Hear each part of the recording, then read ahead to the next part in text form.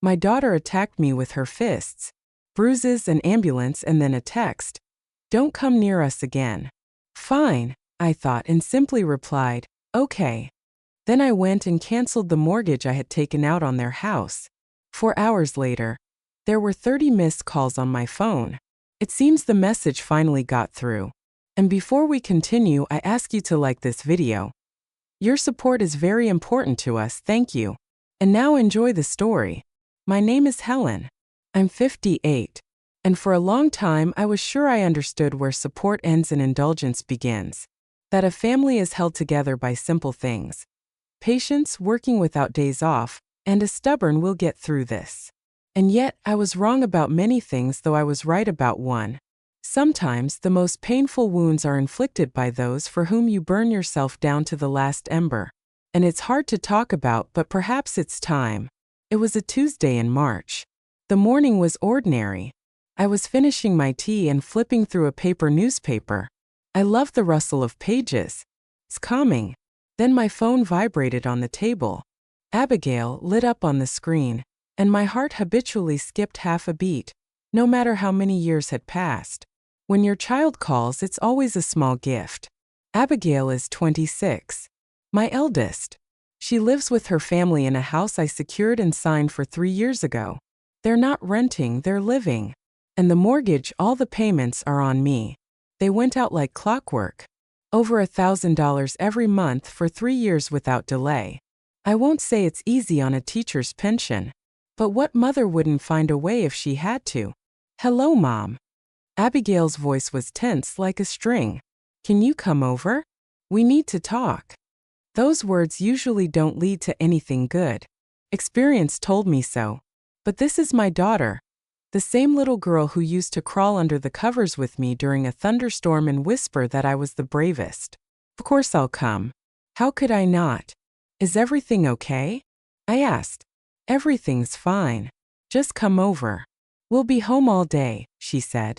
Quickly, too quickly, and hung up. The drive to their neighborhood takes about 15 minutes. It's called The Pines, a quiet suburban place with playgrounds and identical fences. The house is nice, for bedrooms bright. We painted the facade a warm cream color last spring. Abigail chose the shade and I wrote the check. The roof is new from the summer before last. We replaced all the kitchen appliances because the old ones were inconvenient. We chose the furniture to make it feel like a proper home from day one. We landscaped the yard so that Jacob and Lily would have a place to run. Jacob is 7, a serious boy who loves building sets. Lily is 4, as quick as a spark. And I wanted for them what I couldn't give Abigail. We used to live in a 2-bedroom apartment, hearing our neighbors' arguments about dishes and debts through the wall. I wanted the word home to sound peaceful for my grandchildren. I stopped the car at the gate. The grass in front of the house was trimmed. The landscaping service comes once every 2 weeks, also on my dime. I rang the bell, although Abigail had told me 100 times, "Don't ring, just come in." Her space. I respected that boundary, even though my name was the one on the deed. Mark, my son-in-law, opened the door. Usually he's warm, a grateful guy, or so I always thought. But today his eyes were averted, looking to the side, his shoulders tense. "Come in," he said, and stepped aside. And everything inside me went cold from that "come in." Abigail was sitting on the living room sofa, from the same set we bought when they moved in, her hands folded in her lap as if at a doctor's appointment. She was staring at one spot. The children didn't run out. Strange. Usually they run to meet me, showing off their drawings and new words from kindergarten. "Where are the kids?" I asked, sinking into the armchair opposite her. "Upstairs playing," Abigail answered, and after a pause added, "Mom, we need to discuss the situation with the house." My heart leaped, but I tried to smile. Thought, have they finally made it? Did Mark get a raise, or did Abigail decide to go back to work, even part-time? We had talked about it more than once, that it was time for them to start taking on the payments. It could be done gradually, month by month, without disrupting their lifestyle. And honestly, I would have been proud of them if they had said, "We can handle it." I nodded. "Of course, let's discuss it. What do you suggest?" Maybe we can start with a small portion and increase it. Abigail looked up at me, and in her eyes, cold and tired, something glinted unpleasantly, barely noticeable, like a thin shard of glass in water. And I felt something inside me clench, as if a door had quietly closed somewhere. But I still held on to my hope. The hope that this conversation would be about adulthood and responsibility, and not about, well, I didn't know yet. Mom, she said slowly, as if trying on the words, let's skip the long preambles. We need to talk honestly about the house. And I knew that a conversation was about to begin from which there would be no turning back. I was waiting for Abigail to talk about work, about taking on part of the payments, about finally being an adult. But she took a deep breath, looked past me, and said evenly, as if reading from a script, Mom, this can't go on. We need a normal life without your reminders. Just sign the house over to us completely and stop paying. And don't interfere. That would be fair. I didn't even understand the meaning at first. I felt a little dizzy. Not from the words, but from the audacity in them. Sign it over and stop paying? I asked very calmly, to hear for myself that I hadn't misheard. To gift you a house that's worth, Abigail, almost $500,000, and to close the mortgage that I've been carrying for 3 years, and to just walk away? You're already paying for everything, she retorted, shrugging irritably. Nothing changes for you. You just stop. It's hard for us to live when you're the owner on the deed. We feel like children. Mark shifted on the edge of the sofa, as if he wanted to say something, but Abigail gave him a warning look, and he went back to staring at the carpet. I placed my palm on the armrest to keep it from shaking and calmly, point by point without complaint, just stated the facts. For 3 years I've made payment after payment, more than $70,000 just on the mortgage. Plus the down payment, the roof, the kitchen, the yard, the furniture, that's another $50,000. This is my savings and my safety net for my old age, Abigail. It's the only thing that will keep me afloat when I can no longer work part-time. You're being dramatic, she said, and a metallic tone appeared in her voice. You have your pension, you have your own home. We need our own, our real own, you understand? Not Mom's, you're welcome here. I understand the desire, I nodded. But a gift under a mortgage is impossible without the bank's approval. And even if it were, it would mean leaving myself with nothing. This isn't about love, Abigail. This is about taking. Taking. Her cheeks flushed. This is your family, Mom. Your daughter is asking. You should help. I have helped, I answered gently. For 3 years, every month without delay, so that my grandchildren could live in peace. But sign it over and walk away is not help. It's not right. Mark finally looked up and quietly, almost guiltily inserted, maybe we could, start paying a part of it? In installments, somehow by agreement. Mark. Abigail turned to him sharply, as if with a knife. We discussed this. We need a house without her control. Completely. We are a family. This is what's right. I heard that right. And I felt a door inside me slam shut with a crack, the very one behind which lay the hope that we were talking like adults. I still tried to keep my voice even, as if in a classroom when teenagers are arguing and you need to guide them through the facts. Abigail, when you asked for help, it sounded temporary, until you got on your feet. I believed you. I never reminded you that my name is on the deed. I never called in the middle of the night. I never showed up unannounced. I just paid and waited for you to say, Mom, we'll take it from here. But now you're asking me to gift you my only remaining asset. It's not fair to live without knowing that you can't come at any moment and remind us whose name is on the paper, she said sharply. We need this topic to be closed. Sign the deed, and that's it. And me, I said. After the deed, what will I have? Have you thought about that? You have your pension. She almost threw the word like a stone. And your own home. That's enough for you. But we have a family children daycare school. We need our own home. Not Mom's second apartment.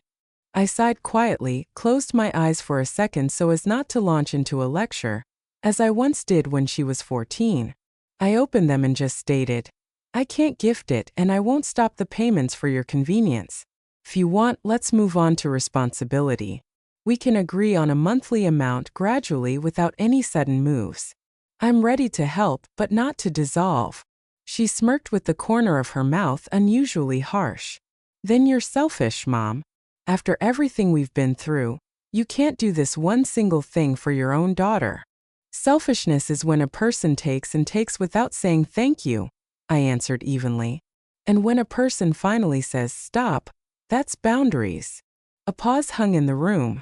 You could hear the shuffling of children's slippers upstairs and the clock on the wall methodically ticking away our seconds. Mark squeezed his knees with his palms, as if he were about to stand up but remained seated. Abigail looked at me directly, as if at a stranger, and said slowly, syllable by syllable, "Then leave. And don't come back without an invitation." I felt a chill run down my spine, not from the words but from the voice, a voice I had never known my little girl to have. And I knew that her next move would not be about talking. Abigail stood up, not abruptly, but with a kind of deliberate slowness, stepped closer, and pushed me in the chest with both hands as if testing my strength. I staggered back, hit my hip on the edge of the coffee table, my breath caught, and she, without looking, pushed again, harder. And the floor went sideways. A pain shot through the back of my head. A metallic taste appeared on my tongue, and for a second, everything narrowed to the ticking of the clock on the wall and my own breathing. "Abigail!" Mark shouted in a voice that was not his own, and he was already by my side. He caught me by the elbow, sat me on the edge of the sofa. His palms were trembling. "Are you okay?" My God! The stairs creaked upstairs. The children, you could hear them rustling their socks, but they didn't come down. And that was good. Let their day-to-day be about toys and cartoons, not about how their mother is screaming at their grandmother. "Get out," Abigail said quietly, without shouting, but in a way that was a verdict. "Just get out and don't come back without an invitation." I looked at her, at my little girl with the sharp chin, on whom I had once pulled up tights and taught to tie her shoelaces. And I didn't recognize her. And that was perhaps more painful than the bruise under my hair. I stood up, leaning on Mark's arm, and nodded to him. "It's okay, let go." I found my bag, took my coat off the hook, and put it on in silence. "Helen, I'm sorry," Mark whispered guiltily, as if he had been the one to push, not her. "I'll call you later." "No need," I said calmly, without resentment and without self-pity. "Take care of the children." Abigail was standing sideways, looking out the window, as if the picture there was more important than everything that was happening behind her back. I stepped to the door, pulled it towards me, and on the threshold, already in the cold air, I found myself in that same calm in which there is no hysteria, no desire to prove anything, just a straight line. "All right," I said almost in a whisper and closed it behind me. Outside, it smelled of damp earth and last year's grass. March, when it's not yet warm but no longer winter. I walked to my car, got in, waited until my fingers stopped trembling, started the engine, and drove home the short way. Without stopping anywhere, without calling anyone. The words were already ringing inside. At home in the bathroom, I pushed back a strand of hair. Underneath it was an uneven, swelling bruise. On the skin by my temple, a thin crust of dried blood had formed. I washed my face, applied something cold. It's funny. In the kitchen freezer, I found a bag of vegetables, the universal compress. And while the cold was stinging my skin, something inside me was rearranging itself, as if switches were being flipped. This was love and this was indulgence. This was help, and this was already violence, even if it was domestic, and no word family could justify it.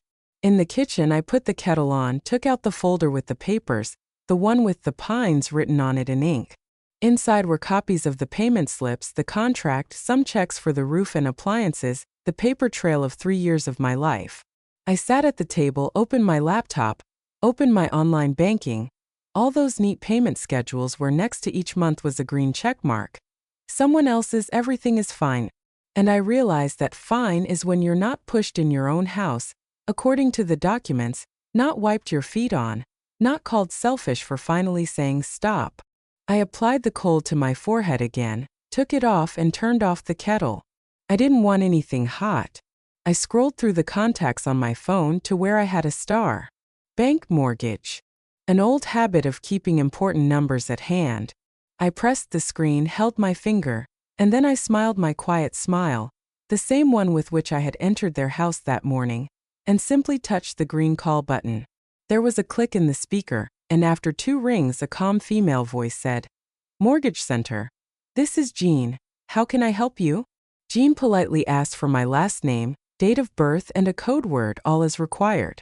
I dictated it, heard a short "Thank you, your identity has been verified," and immediately, without beating around the bush, said what I had called for. "Please disable the automatic mortgage payment starting next week. And tell me, what are my options now?" There was a moment of silence on the other end, then the usual banking intonation, soft but with an emphasis on the regulations. "I'm sorry you're facing difficulties. We can offer a restructuring, a payment holiday." "It's not difficulties," I interrupted calmly. "It's my decision. I can no longer and will no longer bear the expenses for a house from which I have been asked to leave. Stop the payment from my card. It's not allowed." "All right, I'm canceling the automatic payment," she said cautiously. "As for your options, I'll transfer you to a support specialist. Please stay on the line." Music started playing, the kind that people sometimes change their destinies to while waiting for an operator. I pressed the cold package of vegetables to my temple, a memory of the recent blow, and I thought how strange it is how quickly a firmness grows in you where just that morning everything had been soft. "Good afternoon, David, Support Department," a male voice answered. "Do I understand correctly you want to stop the payments? I must warn you, this will lead to late fees, penalties, possible collection through the court, and a worsening of your credit history." "My history is longer than your numbers," I said quietly. "I'm not threatened by anything but my own weakness. Tell me instead, if I decide to sell the property, what do I need to consider?" He changed his tone slightly businesslike without any ready-made templates. "You are the owner. You are listed in the property registry. You can sell at any time. But if people are living in the house without a contract, they must be given advance notice, usually in writing through a notary, with a reasonable period to vacate. We, as the lien holder, give our consent to the transaction if there is no debt or if it is closed at the time of the transaction. Technically, this is solvable. And if I stop paying altogether before the sale, then penalties will begin. With a prolonged delay, a claim, then a lawsuit and the sale of the collateral. But not by you." But he paused. "If the goal is to exit gracefully, it's better to go through a market sale. A down payment and agreement paying off the remaining balance at the closing. A lawyer will advise you on the procedure for notifying the residents." "Thank you," I said. "Please record the cancellation of the automatic payment. I have my own plan for the rest." "The cancellation has been processed. The upcoming debit will not be made," he confirmed. "If you need a calculation of the remaining debt and a certificate for a realtor, write in the bank's chat, and we'll prepare it." We said our goodbyes. I put the phone on the table, took a deeper breath than usual, and suddenly I noticed that the tea in my mug had gone cold, but my hands were no longer shaking.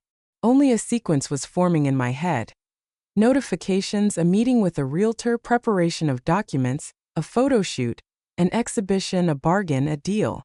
I took an old business card with neat handwriting out of a folder. "Evelyn, real estate."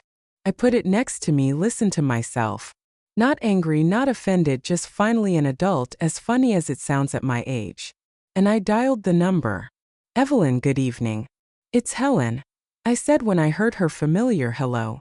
"Do you remember the house in the Pines that I bought for my daughter? I need your help. Urgently and strictly by the book." "I remember, of course."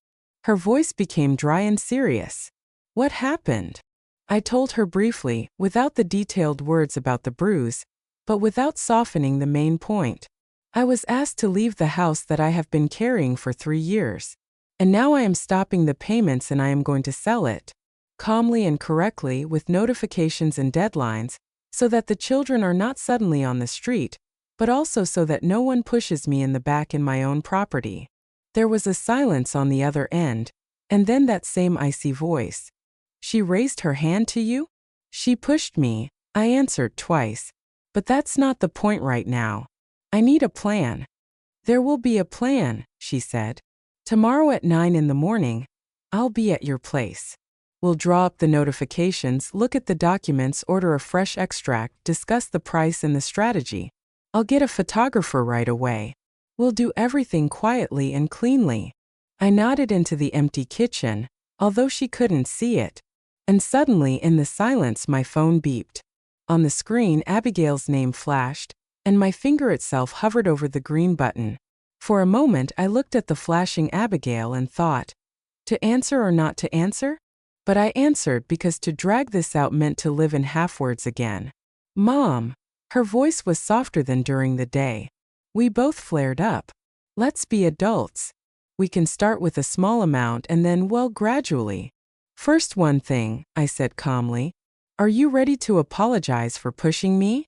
On the line was that same silence that usually precedes the word, but. Mom, you know, she exhaled. You tripped. The table is inconveniently placed.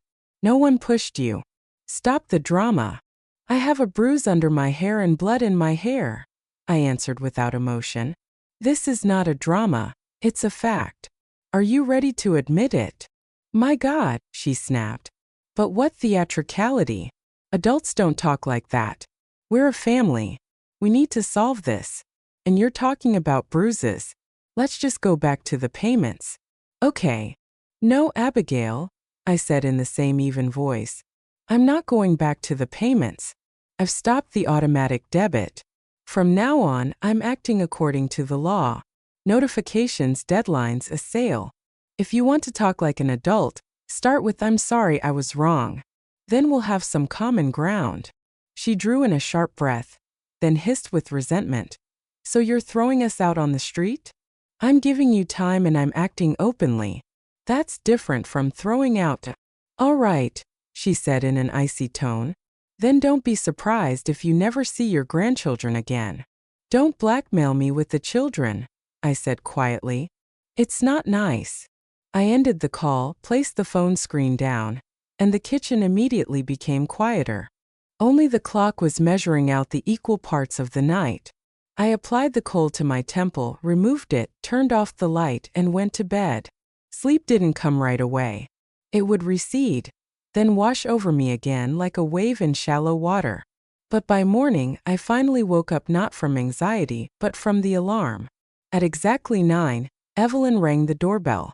Neat, collected, with a folder and a thin scarf that smelled of expensive clean soap. We sat in the kitchen. She laid out my papers, asked for my passport, clarified the last payment and the remaining debt, and wrote down the numbers in her notebook. She estimated the market range on a calculator and said, without any extra adjectives, the plan is this. Today we will issue a notarized notice of termination of use and a demand to vacate the house within a reasonable time.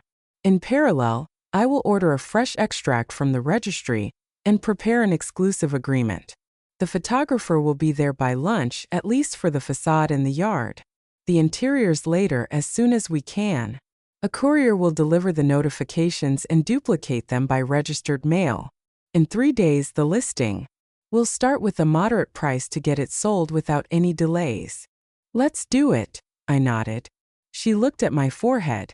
You should have gone to get the bruises documented, she said calmly, without any pressure. I'm not insisting, but it could come in handy. I'll think about it, I answered.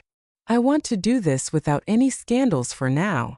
We quickly dealt with the paperwork. I signed a power of attorney to obtain the necessary certificates. She drafted the text of the notification in simple language, without threats, only facts and deadlines. And we went to a notary in the next block, where it smelled of paper and ink, and where men in strict suits always speak a little more quietly than necessary. The stamps fell on the sheets one after another, and everything became as if it were not my business but a procedure. And from this procedure I felt lighter. The photographer will be in the Pines in an hour, Evelyn said when we went outside. Let's go together. We'll shoot the facade, the yard, the street. We'll leave the interior for now, so as not to create unnecessary tension. Let's go, I said, although my heart skipped a beat. But if I had chosen to go straight, I had to go. The drive to the neighborhood seemed longer than yesterday. The same turn, the same guardhouse, the same neat thuja trees behind the fences. Only inside, everything was already different, as if you were returning not to a home but to a place where you once were. We stopped at the gate. The photographer, a young guy with a wide strap over his shoulder, was already taking pictures. Evelyn was speaking to him in short phrases. A little to the left, take the angle from the corner with the path. Where are the children's bicycles? I stood to the side, looking at the cream-colored facade and thinking, how strange, you choose a paint color to match the spring sky, and you end up at a notary's with a letter in a yellow envelope. My phone vibrated. Abigail, then immediately Mark. I didn't answer. The photographer raised his camera higher, took another shot, and at that moment the door opened. Abigail came out onto the porch, squinted from the daylight, and slowly moved her gaze to us. Abigail squinted, looked at me, then at Evelyn and at the guy with the camera. Her voice was as dry as paper. What is happening right now? Why are you photographing our house? Evelyn didn't even change her expression, just nodded slightly towards the street. We're on public property. The facade and the plot can be photographed from the road. We won't be touching the interior today. Helen, the owner, is preparing the property for sale. It's all procedural. What sale? Abigail gave a nervous laugh, too loud for the quiet of the neighborhood. Are you even a normal mother? Do you think I'll sign this? You don't need to sign anything, Evelyn said calmly. Today, a notarized notice of termination of use and a demand to vacate the house within a reasonable time is being sent. The letter is being duplicated by registered mail. The deadline is 30 days. We are not shortening the time for the children. Everything is being done without any sudden moves. Abigail turned her sharp, almost piercing gaze on me. So you've really decided to kick us out? After everything? Out of resentment? Not out of resentment, I answered, trying to keep my voice quiet and without any vibration. Out of boundaries. I can no longer carry someone else's life while putting my own on hold. I warned you honestly. You knew this could happen. Mark appeared on the porch. He peeked out from behind Abigail, smiled awkwardly at me. Guiltily as always. Helen, maybe we can do this without extremes? We could, at least discuss an installment plan. We discussed it. Abigail cut him off sharply. We don't need an installment plan. We need a house without her control. Completely. Evelyn turned to Mark, and her voice remained as businesslike as in the office. The notification is not an extreme measure. It's a starting point. No one is putting you in an inconvenient position for tomorrow. 30 days is enough time to calmly find an option, pack your things, and sort out the daycare and school. If you need an extra week for the move, we can agree on that. We are not your children's enemies, but you can no longer use the property for free. Abigail snorted, crossed her arms. And if we don't move out? You'll sue us, get the guardianship involved? These are children. We'll sue if you delay and ignore the letters, Evelyn said without any pressure. Guardianship has nothing to do with it. This is not about an eviction into nowhere, but about the termination of gratuitous use. And let's be honest, Mark's parents have a place to live, and your income allows you to rent an apartment for a while. No one is abandoning anyone. We are acting according to the law.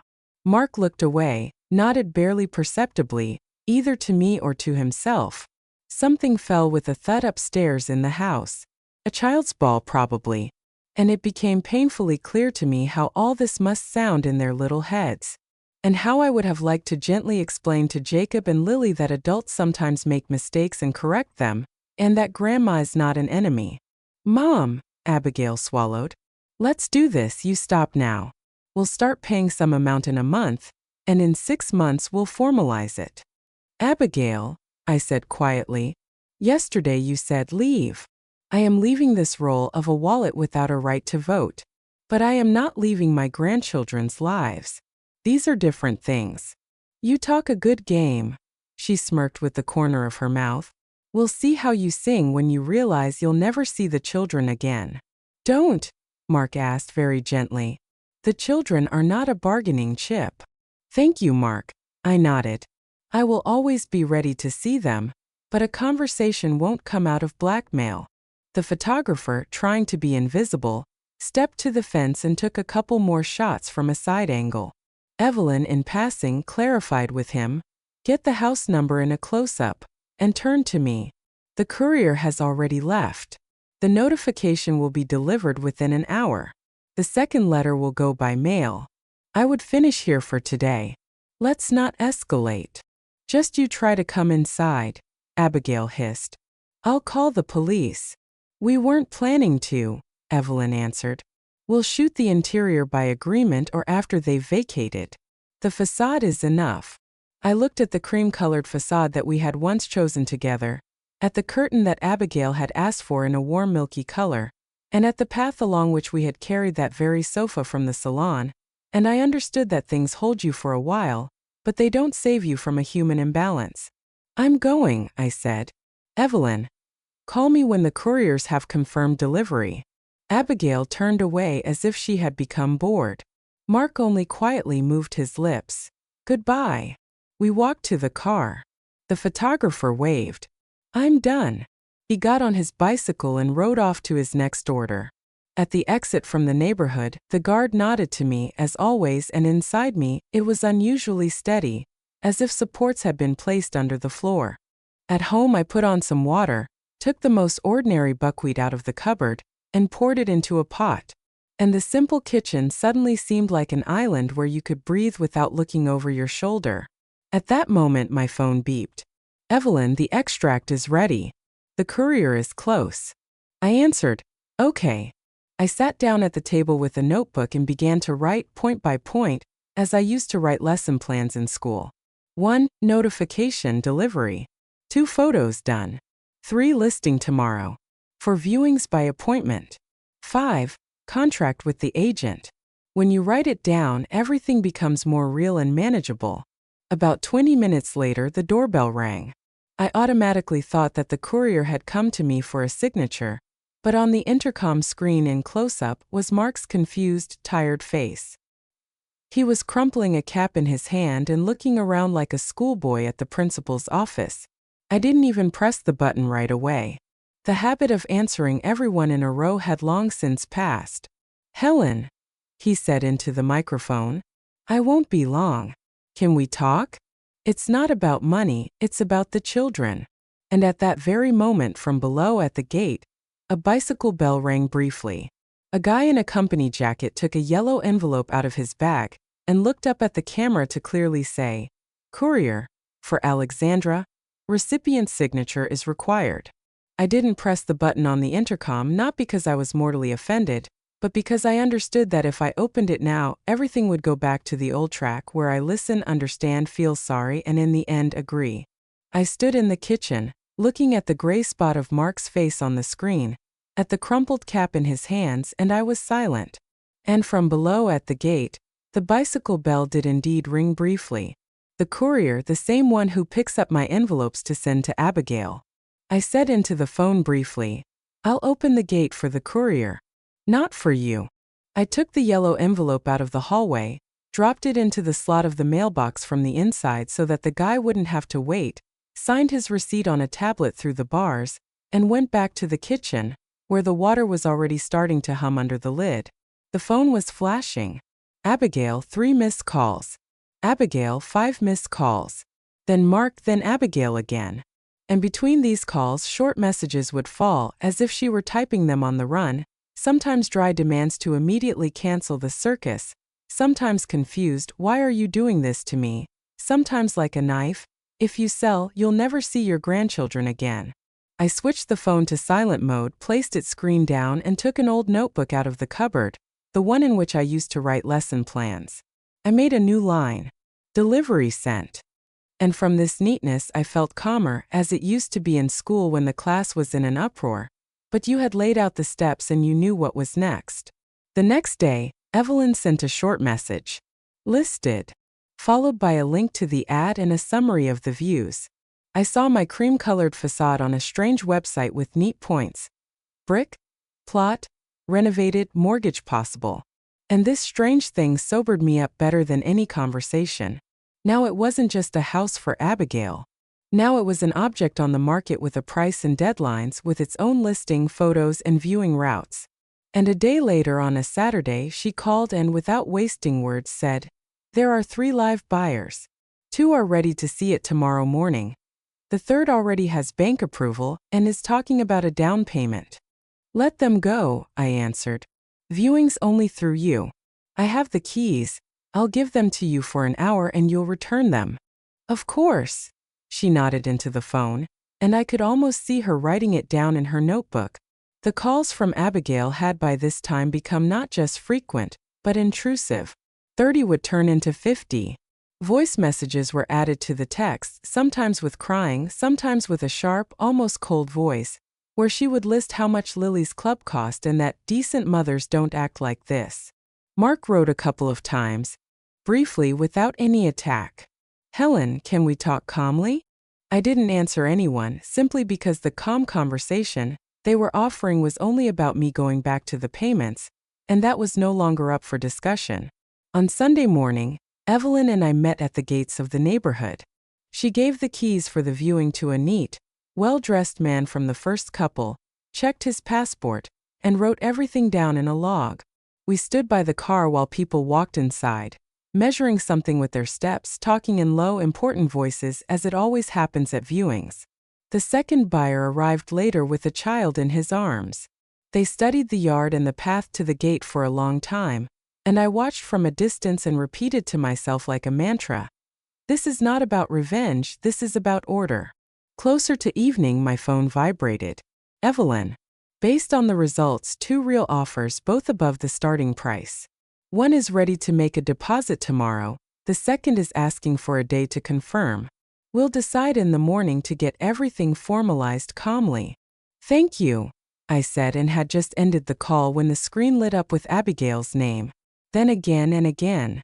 And following that, a message came. I saw the ad. "Are you really doing all this? You won't answer? I'm coming over." I didn't answer, simply because I knew that whether she came or not was no longer my choice. And my choice was not to open the door if there was no conversation. In the evening, I made soup, the most ordinary chicken soup, to keep my hands busy. I put it on the balcony to cool, sat by the window where the trees were rustling quietly. And in this minty, almost empty hour, when the city exhales after the weekend, the calls suddenly started pouring in again like peas.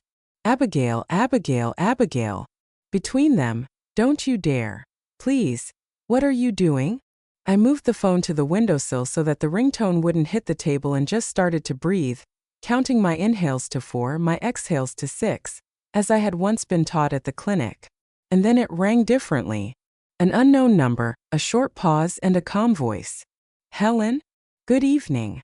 This is the duty officer. We've received a report of a possible family conflict at your address. Can we talk to you? Are you at home?" I looked at the door, at the shadow from the peephole. And at that moment the intercom gave a long, angry trill. Someone was already pressing the button at the gate, not letting go. And the screen clearly showed Abigail, next to her the silhouette of Mark, and behind them 2 boyish silhouettes in the uniform of police officers. And I knew that now I would have to say out loud what I had already said to myself, but this time with witnesses. The officers stood calmly, young, polite. One introduced himself by his last name. The other wrote down my name and patronymic. They asked if everything was all right with me, if there were any threats, if I needed help. I opened the door just enough to see their eyes and for them to see my face. I said, "Everything is calm, there are no conflicts or fights. My relatives are trying to resolve a property issue by shouting, but I am following the procedure." The notification was sent through a notary. "From now on, we will act within the law." They exchanged glances, asked to see the documents. I handed them a copy of the extract from the registry, the text of the notification, and the receipt for the registered letter through the doorway. One of them looked, nodded, returned it neatly, and asked if I wanted to let those standing at the gate in for a preventive conversation. I answered that I was only willing to talk in writing through an agent because I had been pushed yesterday and I didn't want a repeat. The officer briefly noted that I could file a report about this at the emergency room and with them. I nodded, thought about it, and yes, I would go just without any fuss. He asked again if they were obstructing me, if they were breaking the gate. And when he understood that there was no threat, he turned to Abigail and Mark and calmly, almost matter-of-factly said, "This is a civil dispute. Settle it in a civilized manner. Don't come without consent. Don't involve the children in this." He took my phone number just in case and left with his partner. And Abigail, no longer so loud, threw a final, "You've ruined everything yourself," and turning, walked to the car. Mark looked back, raised his hand as if in apology, but found no words. In the morning, Evelyn and I calmly made a decision. We took the buyer, who was immediately ready to make a deposit and move quickly, without any empty back and forth. We signed a deposit agreement at her office. The bank sent a calculation of the remaining debt. They attached a certificate in the chat. Evelyn checked the deadlines and said that the closing was possible in 2 weeks, if there were no surprises. I wrote to her, "Let's do it." And that same day, closer to lunch, I went to the emergency room and had my bruises documented. The doctor looked at me attentively, asked if I would be filing a report. I said, "I want to have a paper so that I don't tell myself that I imagined it. And we'll see about the rest." He nodded silently, gave me a certificate, and wished me health and to be careful. I put the paper in the folder, the same one from the Pines where everything was now. From the first checks for the dishwasher to the fresh extract and the courier receipts. The 30-day period for vacating in the notification was running its course. 30 days is not today and not tomorrow. Enough time to pack boxes, close out the daycare, and figure out a temporary bridge. Abigail called a couple of times at night, speaking incoherently, sometimes about the children being left without a school, sometimes about "how could you?" I listened to the end and said the same phrase each time. "I am ready to help with the move, to write to the daycare, to give you the contacts of a rental agent, but I can no longer carry the payments for the house." To the blackmail of "you'll never see your grandchildren," I calmly answered, "The children are not a tool." And from this, I felt more stable inside, as if supports had finally been placed where the house had been weighing on me. While I was away, Evelyn worked clearly. On one of the Saturdays, she sent a short message, "Buyer confirmed," and we set a date for the closing at the bank. Paying off the remaining mortgage and the lien at the MFC, the purchase and sale agreement, registration, transfer of title. That day, I woke up early because that's how it is when you've been holding your breath for a long time. And now you have to exhale and see it through to the end. We met at the bank. The buyer, a neat family, the husband with a folder of documents, the wife with an open daily planner. They spoke calmly, sitting on the steps. Like people who need a house, not a scene. The money at the closing went according to a clear scheme. The remaining debt was paid off in the presence of all parties. The bank representative confirmed the closure of the obligations. We went to the MFC. There, as always, it smelled of plastic, coffee, and a printer. We signed the contract, the application, and attached all the certificates. The operator smiled, attached a registration receipt to the stack, and said, "The deadline is standard." And I, going out into the fresh air, felt a strange silence in my head, like after a long noise when the engine is finally turned off. Everything with the keys was also done in a humane way. Evelyn had warned Abigail in advance about the handover date and suggested she choose a convenient day for the move. We gave them an additional 4 days on top of the notification so that there would be no hysteria. I ordered a cargo van helped by boxes. Mark said thank you in a whisper. Abigail was dry, trying not to meet my eyes. The children ran between the boxes and asked if they could take their yellow rabbit and the dollhouse with them. "Of course you can. Take everything that's yours." I calmly signed the return act, handed the set of keys to the new owner. And when the gates of the Pines slammed shut behind the truck with their things, I got into my old car and drove to where my own, albeit shabby, life had long been waiting for me. Then began the quietest, most difficult part: to arrange my life without running around for someone else's needs. I called a handyman to patch the steps and paint the frame, changed the kettle, put a simple geranium on the windowsill, took the old white curtains out of the closet, and cut them to the right length to make the kitchen bright as it was last June. I opened a deposit at the bank, let it be a cushion in case of a snowfall and changes. I went to the doctor with the certificate from the emergency room, and after listening to "we can accept a statement," I still refused. Not because I felt sorry, but because my lesson had already taken place and I was not going to punish anyone. Let life itself decide. It has its own precise measures. For the first time, Abigail sent long messages, then silence for a week. One evening, a detailed text came. She wrote that she had been hot-headed, that she hadn't meant it that way, that it was hard for the children, and she asked to return everything to the way it was. I read to the end and answered very briefly, "The way it was? It won't be. But I am here as a grandmother. Let's set up a schedule of meetings with the children through Mark or his mother." She wrote to me for several hours. And then a dry okay came.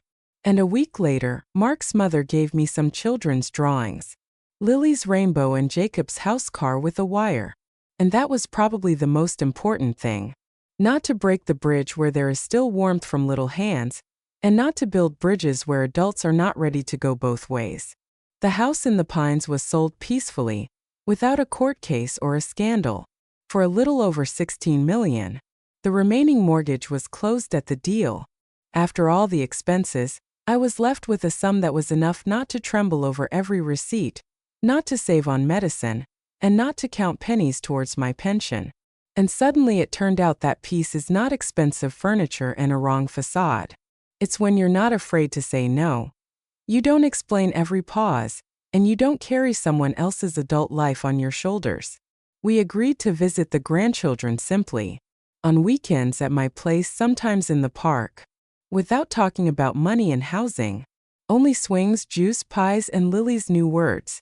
Abigail rarely came by, she was reserved, and I could see how hard it was for her to be reserved. But I no longer rushed to save, to hold on, to prove. I just put on the tea and listened if she spoke, and was silent if she was silent. Because now my boundaries were not a fence, but a quiet line that I myself did not cross. The moral of this story is not pretty and not sweet like in the movies. Love without respect turns into a habit of taking.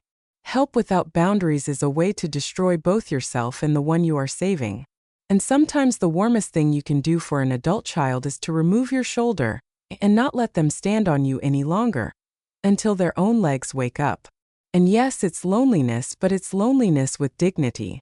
When it's quiet in the house, a lamp is on, a geranium is reddening on the windowsill, and you know for sure that you haven't wasted a single extra tear on something that can't be changed with words.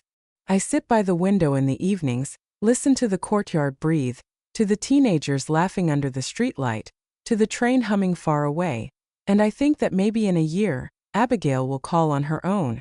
Without you have to. Just as she once whispered in a thunderstorm, "Mom, I'm scared." And then we'll start over, but on level ground without debts and resentments. And if not, I have my days, my lessons, and my grandchildren, whom I love very much. And that's enough to live without pathos and without self-pity, just as a human being. Thank you for listening. Write the word truth in the comments if you watch the video to the end. Don't forget to subscribe to the channel and like the video. Your support is very important to us. Take care, see you soon.